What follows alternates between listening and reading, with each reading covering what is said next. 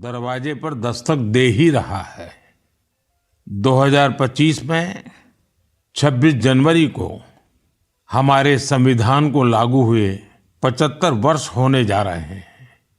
हम सभी के लिए बहुत गौरव की बात है। हमारे संविधान निर्माताओं ने हमें जो संविधान सौंपा है वो समय की हर कसौटी पर खरा उतरा है।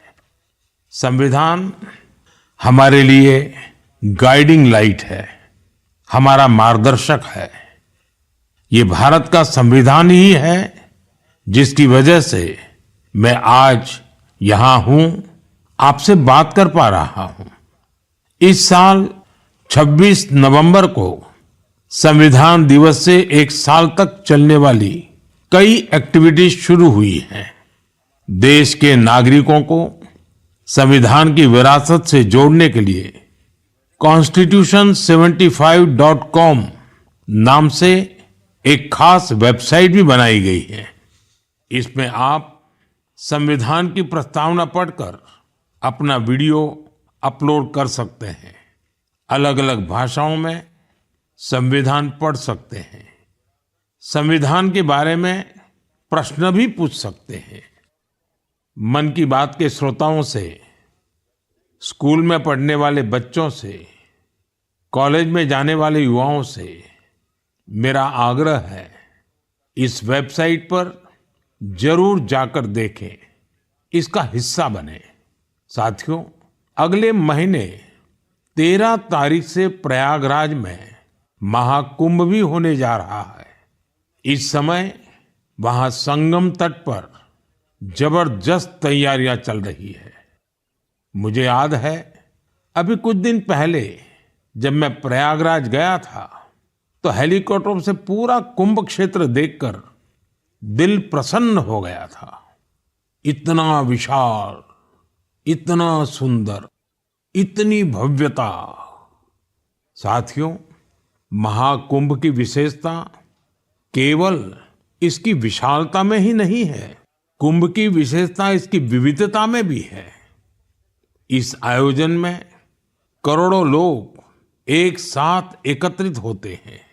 लाखों संत, हजारों परंपराएं, सैकड़ों संप्रदाय, अनेकों अखाड़े, हर कोई इस आयोजन का हिस्सा बनता है। कहीं कोई भेदभाव नहीं दिखता है।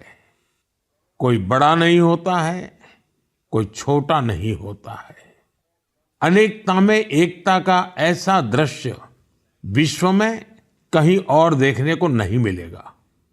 इसलिए हमारा कुंभ एकता का महाकुंभ भी होता है। इस बार का महाकुंभ भी एकता के महाकुंभ के मंत्र को सशक्त करेगा। मैं आप सबसे कहूंगा, जब हम कुंभ में शामिल हो तो एकता के इस संकल्प को अपने साथ लेकर वापस आए। हम समाज में विभाजन और विद्वेष के भाव को नष्ट करने का संकल्प भी लें। अगर कम शब्दों में मुझे कहना है तो मैं कहूंगा, महाकुंभ का संदेश, एक हो पूरा देश। महाकुंभ का संदेश, एक हो पूरा देश। और अगर दूसरे तरीके से कहना है तो मैं कहूंगा, गंगा की अविरल धारा, न बटे समाज हमारा। गंगा की अविरल धारा, न बटे समाज हमारा। साथियों, इस बार प्रयागराज में देश और दुनिया के श्रद्धालु डिजिटल महाकुंभ के भी साक्षी बनेंगे। डिजिटल नेविगेशन की मदद से आपको अलग अलग घाट, मंदिर, साधुओं के अखाड़ों तक पहुंचने का रास्ता मिलेगा। यही नेविगेशन सिस्टम आपको पार्किंग तक पहुंचने में भी मदद करेगा। पहली बार कुंभ आयोजन में एआई चैटबॉट का प्रयोग होगा। एआई चैटबॉट के माध्यम से 11 भारतीय भाषाओं में कुंभ से जुड़ी हर तरह की जानकारी हासिल की जा सकेगी। इस चैटबॉट से कोई भी टेक्स्ट टाइप करके या बोलकर किसी भी तरह की मदद मांग सकता है। पूरा मेला क्षेत्र को एआई पावर्ड कैमरा से कवर किया जा रहा है। कुंभ में अगर कोई अपने परिचित से बिछड़ जाएगा तो इन कैमरों से उन्हें खोजने में भी मदद मिलेगी। श्रद्धालुओं को digital lost and found centre की सुविधा भी मिलेगी। श्रद्धालुओं को मोबाइल पर गवर्नमेंट अप्रूव्ड टूर पैकेजेस, ठहरने की जगह और होम स्टे के बारे में भी जानकारी दी जाएगी। आप भी महाकुंभ में जाएं तो इन सुविधाओं का लाभ अवश्य उठाएं। और हाँ, हैशटैग एकता का महाकुंभ के साथ अपनी सेल्फी जरूर अपलोड करिएगा। साथियों, मन की बात यानी MKB में अब बात KTB की। जो बड़े बुजुर्ग हैं उनमें से बहुत से लोगों को KTB के बारे में पता नहीं होगा, लेकिन जरा बच्चों से पूछिए। KTB उनके बीच बहुत ही सुपरहिट है। KTB यानी क्रश, त्रुश और बाल्टी बॉय। आपको शायद पता होगा, बच्चों की पसंदीदा एनिमेशन सीरीज और उसका नाम है KTB भारत है हम। और अब इसका दूसरा सीजन भी आ गया है।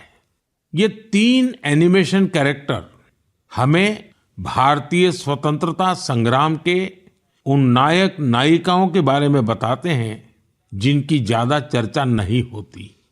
हाल ही में इसका सीजन 2 बड़े ही खास अंदाज में international film festival of India Goa में लॉन्च हुआ। सबसे शानदार बात यह है कि ये सीरीज न सिर्फ भारत की कई भाषाओं में बल्कि विदेशी भाषाओं में भी प्रसारित होती है।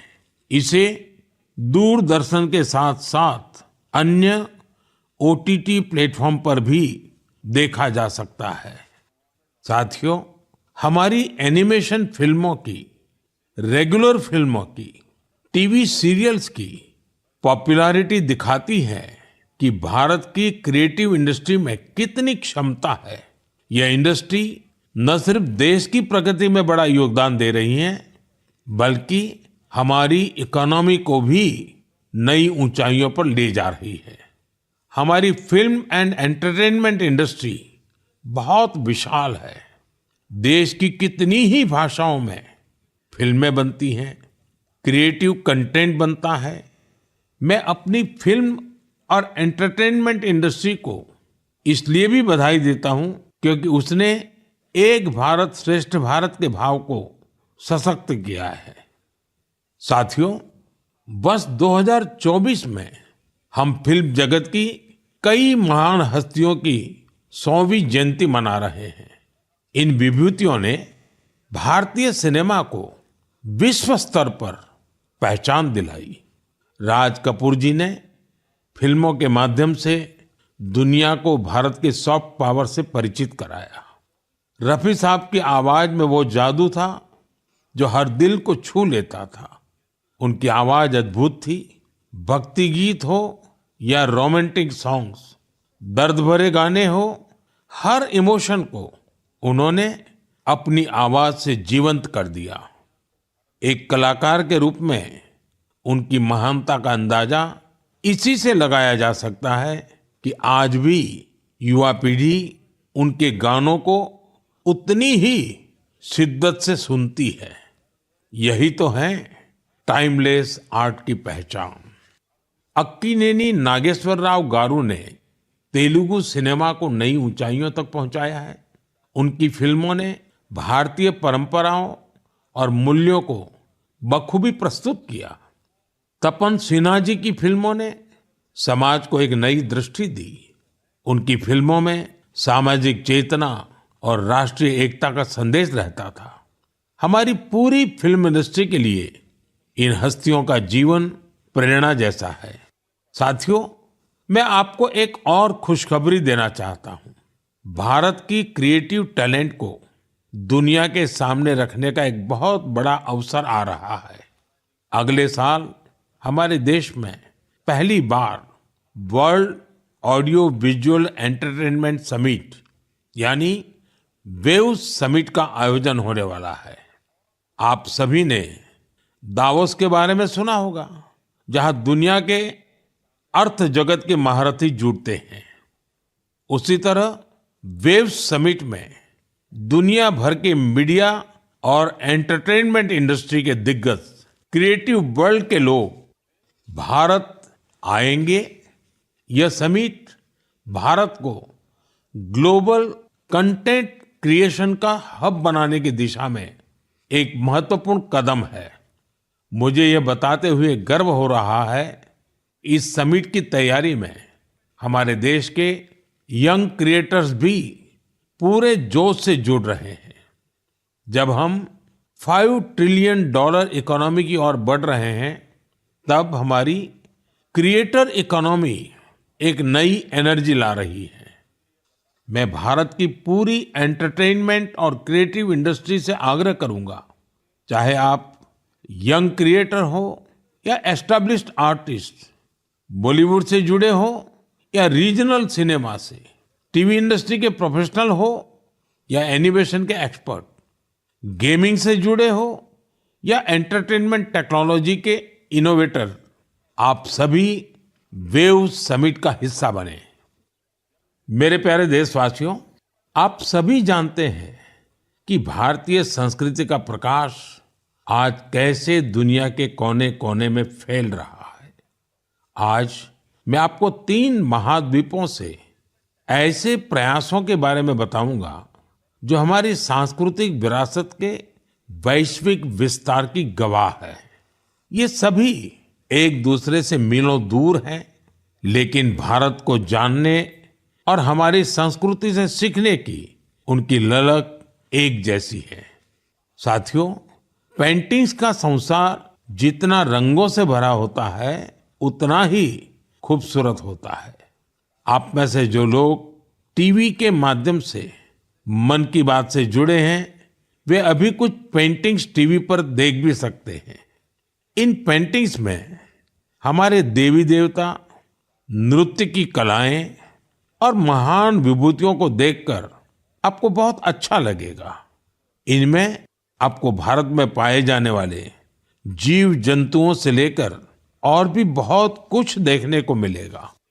इनमें ताजमहल की एक शानदार पेंटिंग भी शामिल है, जिसे 13 साल की एक बच्ची ने बनाया है।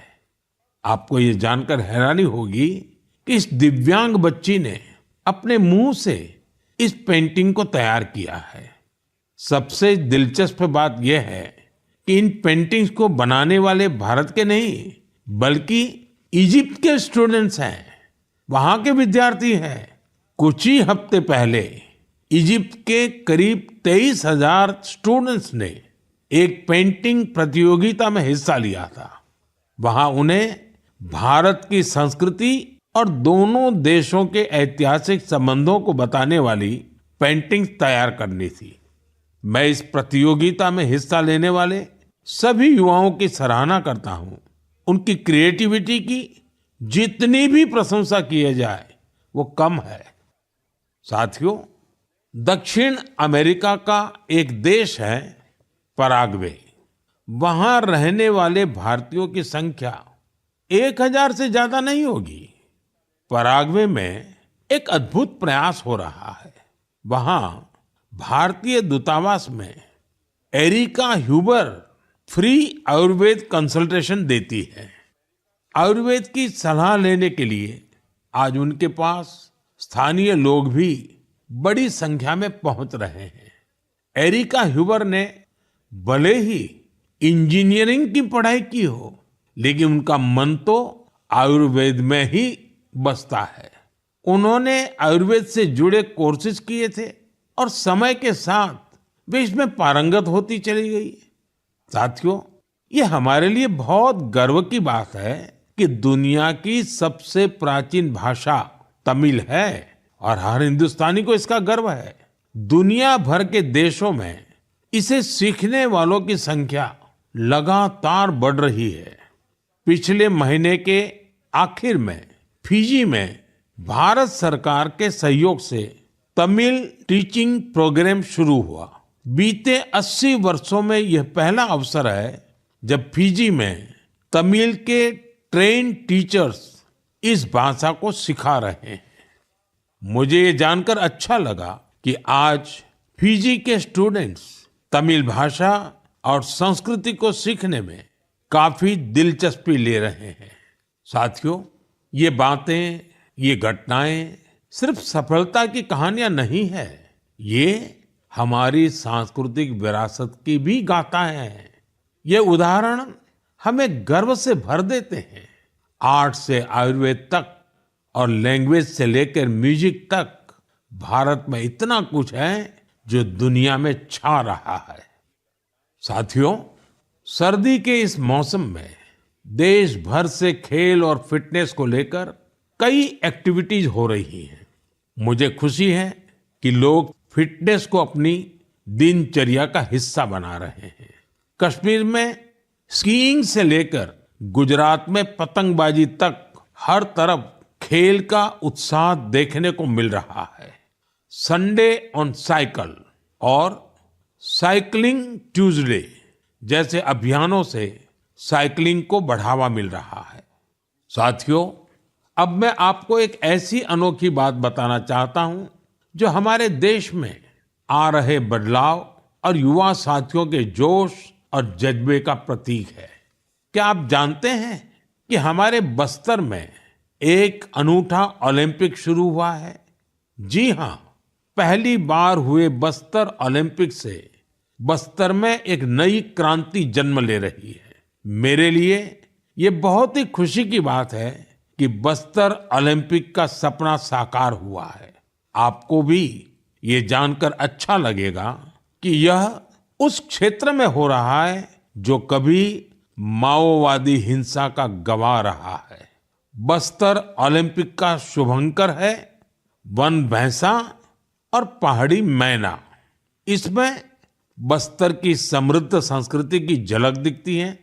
इस बस्तर खेल महाकुंभ का मूल मंत्र है करसायता बस्तर, बरसायता बस्तर, यानी खेलेगा बस्तर, जीतेगा बस्तर।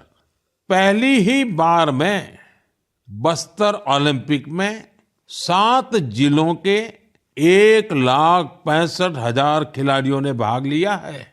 यह सिर्फ एक आंकड़ा नहीं है, यह हमारे युवाओं के संकल्प की गौरव गाथा है। एथलेटिक्स, तीरंदाजी, badminton, football, hockey, weightlifting, karate, kabaddi, kho kho और वॉलीबॉल, हर खेल में हमारे युवाओं ने अपनी प्रतिभा का परचम लहराया है। कारी कश्यप जी की कहानी मुझे बहुत प्रेरित करती है। एक छोटे से गांव से आने वाली कारी जी ने तीरंदाजी में रजत पदक जीता है। वे कहती है, बस्तर ओलंपिक ने हमें सिर्फ खेल का मैदान ही नहीं, जीवन में आगे बढ़ने का अवसर दिया है। सुकमा की पायल कवासी जी की बात भी कम प्रेरणादायक नहीं है। जेवलिन थ्रो में स्वर्ण पदक जीतने वाली पायल जी कहती हैं, अनुशासन और कड़ी मेहनत से कोई भी लक्ष्य असंभव नहीं है। सुकमा के दोरनापाल के पुनेम सन्ना जी की कहानी तो नए भारत की प्रेरक कथा है। एक समय नक्सली प्रभाव में आए पुनेम जी आज व्हीलचेयर पर दौड़कर मेडल जीत रहे हैं। उनका साहस और हौसला हर किसी के लिए प्रेरणा है। कोंडा गांव के तीरंदाज रंजू सौरी जी को बस्तर यूथ आइकॉन चुना गया है। उनका मानना है बस्तर ओलंपिक दूर दराज के युवाओं को राष्ट्रीय मंच तक पहुंचाने का अवसर दे रहा है। साथियों, बस्तर ओलंपिक केवल एक खेल आयोजन नहीं है, यह एक ऐसा मंच है जहां विकास और खेल का संगम हो रहा है, जहां हमारे युवा अपनी प्रतिभा को निखार रहे हैं और एक नए भारत का निर्माण कर रहे हैं। मैं आप सभी से आग्रह करता हूं, अपने क्षेत्र में ऐसे खेल आयोजनों को प्रोत्साहित करें। हैशटैग खेलेगा भारत जीतेगा भारत के साथ अपने क्षेत्र की खेल प्रतिभाओं की कहानियां साझा करें। स्थानीय खेल प्रतिभाओं को आगे बढ़ने का अवसर दें। याद रखिए, खेल से न केवल शारीरिक विकास होता है, बल्कि ये स्पोर्ट्समैन स्पिरिट से समाज को जोड़ने का भी एक सशक्त माध्यम है। तो खूब खेलिए, खूब खेलिए। मेरे प्यारे देशवासियों, भारत की दो बड़ी उपलब्धियां आज विश्व का ध्यान आकर्षित कर रही हैं। इन्हें सुनकर आपको भी गर्व महसूस होगा। ये दोनों सफलताएं स्वास्थ्य के क्षेत्र में मिली हैं। पहली उपलब्धि मिली है मलेरिया से लड़ाई में। मलेरिया की बीमारी 4000 वर्षों से मानवता के लिए एक बड़ी चुनौती रही है। आजादी के समय भी यह हमारी सबसे बड़ी स्वास्थ्य चुनौतियों में से एक थी। 1 महीने से लेकर 5 साल तक के बच्चों की जान लेने वाली सभी संक्रामक बीमारियों में मलेरिया का तीसरा स्थान है। आज मैं संतोष से कह सकता हूं कि देशवासियों ने मिलकर इस चुनौती का दृढ़ता से मुकाबला किया है। विश्व स्वास्थ्य संगठन WHO की रिपोर्ट कहती है, भारत में 2015 से 2023 के बीच मलेरिया के मामलों और इससे होने वाली मौतों में 80% की कमी आई है। यह कोई छोटी उपलब्धि नहीं है। सबसे सुखद बात यह है, यह सफलता जन जन की भागीदारी से मिली है। भारत के कोने कोने से, हर जिले से हर कोई इस अभियान का हिस्सा बना है। असम में जोरहाट के चाय बागानों में मलेरिया 4 साल पहले तक लोगों की चिंता की एक बड़ी वजह बना हुआ था, लेकिन जब इसके उन्मूलन के लिए चाय बागान में रहने वाले एकजुट हुए तो इसमें काफी हद तक सफलता मिलने लगी। अपने इस प्रयास में उन्होंने टेक्नोलॉजी के साथ साथ सोशल मीडिया का भी भरपूर इस्तेमाल किया है। इसी तरह हरियाणा के कुरुक्षेत्र जिले ने मलेरिया पर नियंत्रण के लिए बड़ा अच्छा मॉडल पेश किया। यहाँ मलेरिया की मॉनिटरिंग के लिए जन भागीदारी काफी सफल रही है। नुक्कड़ नाटक और रेडियो के जरिए ऐसे संदेशों पर जोर दिया गया जिससे मच्छरों की ब्रीडिंग कम करने में काफी मदद मिली है। देश भर में ऐसे प्रयासों से ही हम मलेरिया के खिलाफ जंग को और तेजी से आगे बढ़ा पाए हैं। साथियों, अपनी जागरूकता और संकल्प शक्ति से हम क्या कुछ हासिल कर सकते हैं, इसका दूसरा उदाहरण है कैंसर से लड़ाई। दुनिया के मशहूर मेडिकल जर्नल लैंसेट की स्टडी वाकई बहुत उम्मीद बढ़ाने वाली है। इस जर्नल के मुताबिक अब भारत में समय पर कैंसर का इलाज शुरू होने की संभावना काफी बढ़ गई है। समय पर इलाज का मतलब है कैंसर मरीज का ट्रीटमेंट 30 दिनों के भीतर ही शुरू हो जाना। और इसमें बड़ी भूमिका निभाई है आयुष्मान भारत योजना ने। इस योजना की वजह से कैंसर के 90% मरीज समय पर अपना इलाज शुरू करा पाए हैं।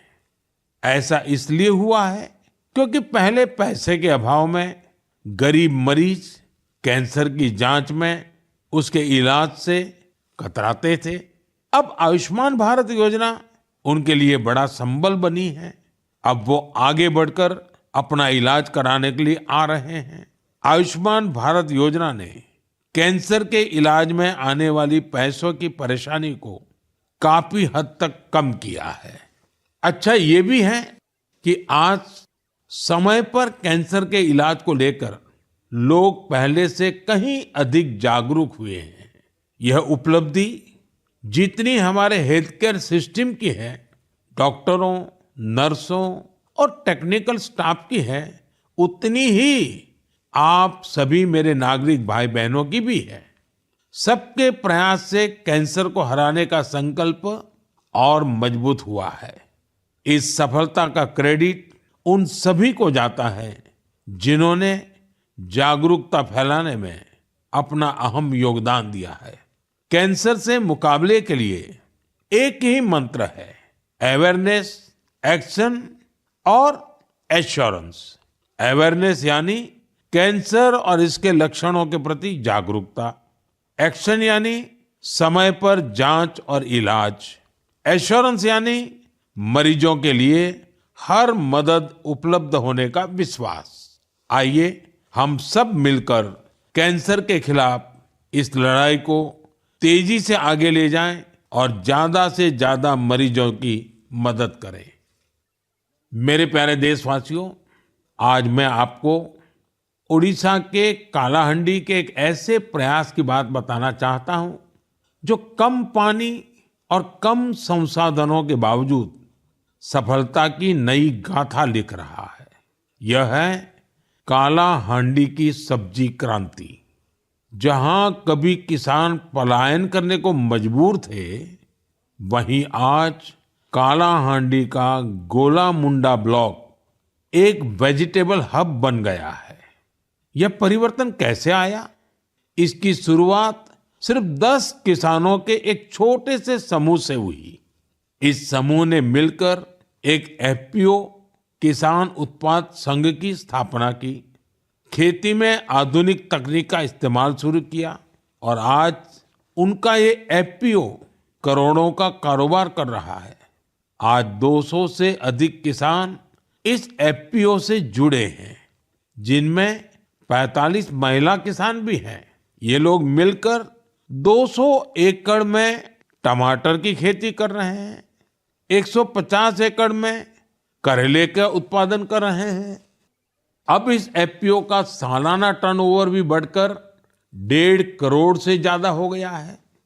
आज कालाहांडी की सब्जियां न केवल ओडिशा के विभिन्न जिलों में बल्कि दूसरे राज्यों में भी पहुंच रही है और वहां का किसान अब आलू और प्याज की खेती की नई तकनीकें सीख रहा है।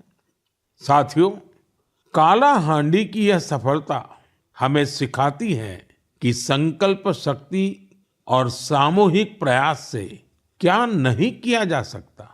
मैं आप सभी से आग्रह करता हूं, अपने क्षेत्र में एफपीओ को प्रोत्साहित करें, किसान उत्पादक संगठनों से जुड़ें और उन्हें मजबूत बनाएं। याद रखिए, छोटी शुरुआत से भी बड़े परिवर्तन संभव है। हमें बस दृढ़ संकल्प और टीम भावना की जरूरत है। साथियों, आज की मन की बात में हमने सुना कि कैसे हमारा भारत विविधता में एकता के साथ आगे बढ़ रहा है। चाहे वो खेल का मैदान हो या विज्ञान का क्षेत्र, स्वास्थ्य हो या शिक्षा, हर क्षेत्र में भारत नई ऊंचाइयों को छू रहा है।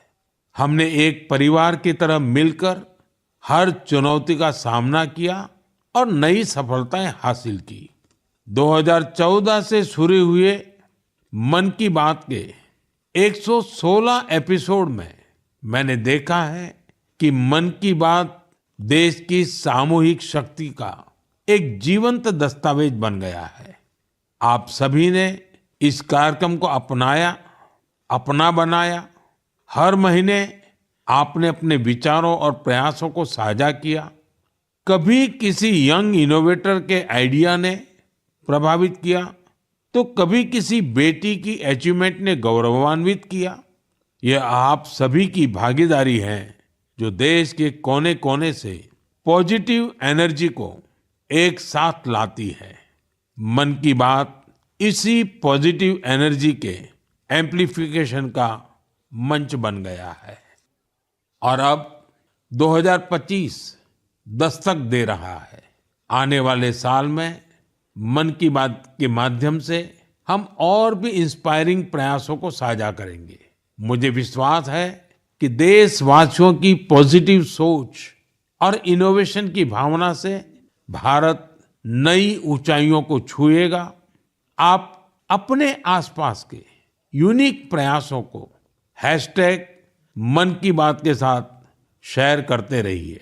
मैं जानता हूं कि अगले साल की हर मन की बात में हमारे पास एक दूसरे से साझा करने के लिए बहुत कुछ होगा। आप सभी को 2025 की ढेर सारी शुभकामनाएं। स्वस्थ रहें, खुश रहें। फिट इंडिया मूवमेंट में आप भी जुड़ जाइए। खुद को भी फिट रखिए, जीवन में प्रगति करते रहें। बहुत बहुत धन्यवाद।